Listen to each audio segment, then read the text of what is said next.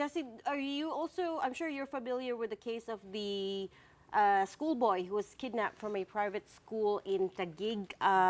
Interior Secretary John Vic Remulla has said that the family was involved somehow in Pogo operations. Unfortunately, the driver was apparently murdered, but and the boy lost his pinky, part of his pinky finger, but he's since been reunited with his family. But what do you know about that case, and what did you make of the connection to the Pogos? Uh, the connection to the BOGO is only in as much as the driver used to work in the POGO concerns in big POGO companies in Clark.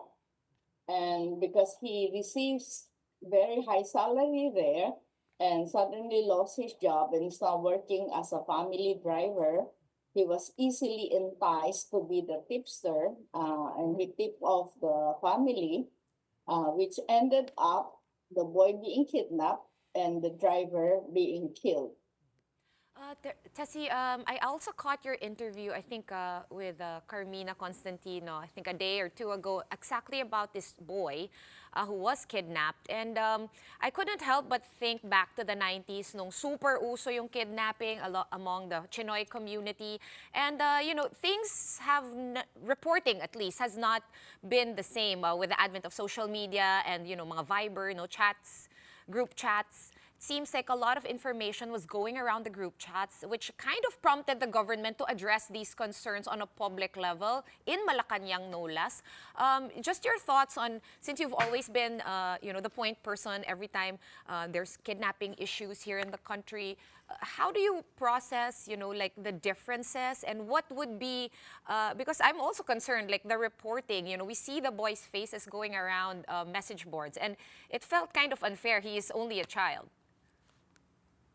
Yes, it's good that most of the reporting in mainstream media came out only after he was rescued. And most of the mainstream media heeded our request. They said they understand, they heeded our request not to release any information. By Sunday and Monday, I, I have been, I was already being hounded by media for information about the kidnapping. But I told them, as far you know, since the 90s, that our SOP is not to release any information, have a news blackout when there is a live case. And most of them heeded our request. It's only the tabloids and the social media which started releasing all those information. And what's really sad is that the photos, the information, the fake news, the misleading facts all came from Chinese sources. Because I asked a lot of people and who sent me those footages, and all of them said this came from Chinese.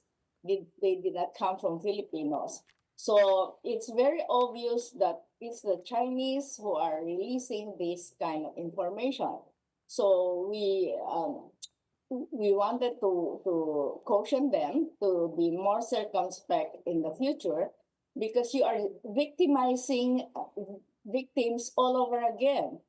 I mean, it's bad enough that the boy was kidnapped and then releasing false news, releasing false information, and then later on the video, even of the cutting of the finger, was released. So, I mean, imagine how a mother would feel, no? She was already near breaking point when the kidnapping took place. Yeah. And then when she saw all of this news coming out, and then videos and then photos, so she felt so devastated. It's good that the rescue came the night after that. Those videos came out. So we also thank the media who cooperated, Yeah. because it's not worth a life. I mean, you endanger the life, you victimize them all over again. You endanger the life of the victim, and you play into the hands of the kidnappers, because for all Yeah. you know, that is what they want, to sow fear so that their potential victims in the future will pay off fast. Tessie, when you say it came from the Chinese community, do you mean like a mainland Chinese community, or do you mean the Filipino-Chinese community, like the Chinoys? The Chinese Filipino community did not get, I asked very carefully, the Chinese Filipino community had no access to those photos at the beginning. They also got it from forwarded photos. But sadly, some of them also forwarded it, but the source, the start of the source were from Chinese, Chinese immigrants. So that's why in my discussion, in my meeting with AKG and the family and the Chinese embassy, there is of course, it's not 100% sure, but there is speculation that all the photos came from the kidnapper himself, from the mastermind himself. Well, Tessie, would you know if there's already a clear motive behind the kidnapping? And do you think it's possible that these syndicates are already ramping up their illegal activities because of the ongoing ban and the deportation of these illegal immigrants, meaning they're starting to collect their debt, they're resorting to kidnapping? I mean, will there be an increase as well of all those illegal activities? Well, I don't think that they're just wrapping up their operations. Many of them, I'm sure, went underground, and it's not just these pogo work or these pogo financiers and the pogo bosses. How about the workers that they hired, the Filipino drivers, for example, the Filipino bodyguards? They all lost their jobs. So what do you expect? For example, this family, they pay 1/3 of the salary that they pay the driver is just 1/3 of what he used to receive. So they all felt deprived of their high lifestyle in the past. So we foresee a lot of these things happening and maybe kidnapping escalating. That's why the government cannot just let go of this case without solving it, without catching the perpetrators. You said you met with AKG, the anti-kidnapping group. Help us understand why they weren't able to capture the perpetrators, the suspects, because Interior Secretary Remulla already said that this syndicate is known to them. So my question is, if it's been known to you for a while, then why is it so difficult to catch them? No, it's not that the syndicate, the head of the syndicate, Wang Tanyu, was formerly already, there's already a warrant for his arrest. It was only after the boy was kidnapped that they were relating this kidnapping to him. So is he the mastermind? That remains to be seen, but he still needed to be caught, as you said. He is known, people know that he's notorious. He's not just a carnapper and a kidnapper. He has liquidated, he has killed many Pogo people, Pogo-connected people, Pogo-connected crimes. He's used to killing people, period. So he must be caught, whether he's connected to the boy's kidnapping or not. There still has to be a manhunt for him.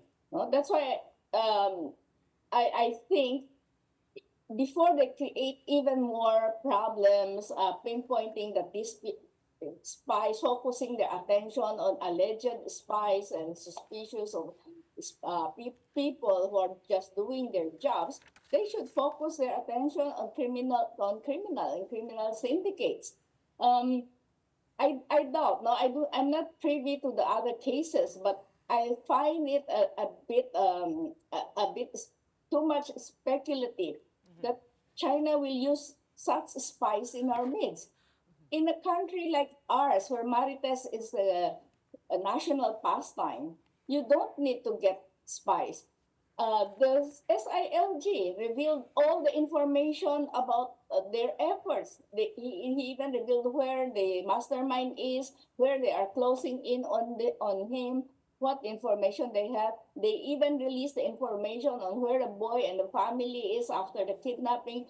I mean, in our country where nothing is secret, you don't need to hire spies. And if China wanted to spy on us, they don't. They will not hire spies like these people who are high profile, who are caught. Because I just caught the tail end of your report a while ago that they belong to associations. They are high profile. So would China use this kind of people as spies? I don't know. Maybe. But then why don't you focus your attention first in catching criminals?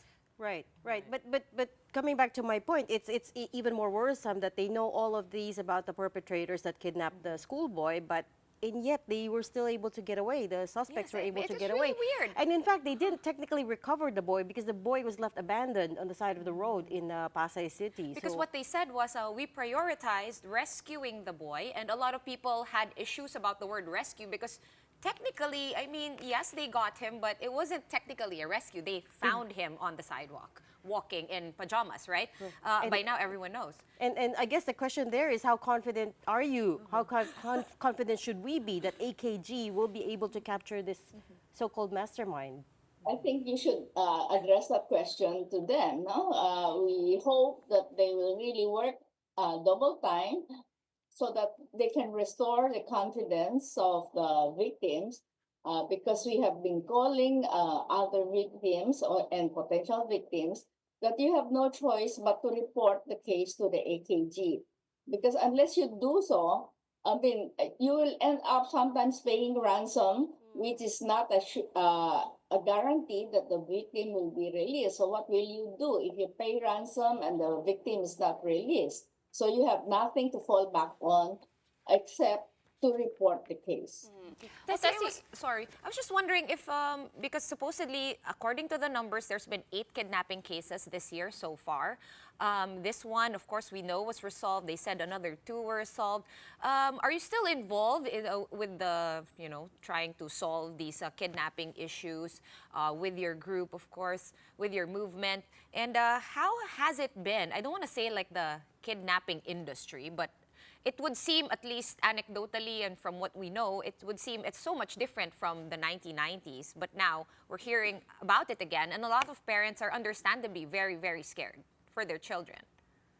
Well, so far, we help only the Chinese Filipinos because sadly, unfortunately, the Chinese victims, especially if they're pogo or gambling or casino related, they don't cooperate, no? Just like in the 90s, they don't cooperate and they pay the ransom fast.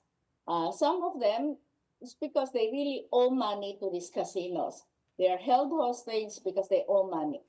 But when victims are Chinese Filipinos and they really, by word of mouth, they get to us, our organization, we do help them and we pursue the cases. We just heard that the one 2 years ago who was kidnapped and his big toe was cut off immediately during the negotiation, just like this boy, and he was killed. We just found out that China was able to arrest the mastermind in that case. So we hope that in this case there will also be a breakthrough. Okay. Well, in the meantime, Tessie, what do you think families can do to protect themselves, considering that so if they get bodyguards, or if they get drivers, I mean, just because of, in this case, you saw the driver being in cahoots with the syndicate, and we also learned that some of the people they were working with was ex-army officials or ex-police officials. So, I mean, that raises a lot of questions on how people can protect themselves amid all this. Yes, we always advise people that the first rule in safety and security is to make sure that the people around you, the house help, the bodyguards, the security guards, the drivers, are fully vetted. Of course, we have had cases where drivers have been working with the family for 25 years. The drivers' kids were educated through the efforts of the employers, but they still tip off the kidnappers, no? But it's rare. But in this case, for example, of the boy Andy one, well, the driver was working with them for only 1 month, So he was recommended by another driver. So we caution people to be more careful in hiring people that who will work very closely with you. Aside from that, of course, is to avoid extravagant lifestyle, to be more low profile, and of course, to always be very vigilant, especially during these times.